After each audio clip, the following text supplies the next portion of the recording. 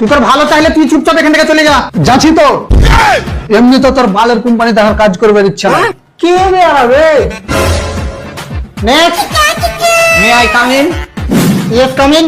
চাকরি লাগাইছিস? আইসা ছিল তো চাকরির লেগে, যদি 60 টাকার মধ্যে একটা চুম্মা গালাও দিও। ये क्या हो गया? তুই বাইরে কিন্তু। আরে স্যার রাগ করিয়েন না, রাগ করিয়েন না না তুই বাড়া তোমারা তোর কোনো কথাই চলবে না, তুই বাইরে হাট এখান থেকে হাট। আরে স্যার জি ভুলে গেছে। ভুল মারাছিস তোকে মাত্র 60 টাকা আমি চুম্মা দিতে যাবো। তোমার 100 টাকায় দিবে। একে কে হয়ে গেছে এখান থেকে।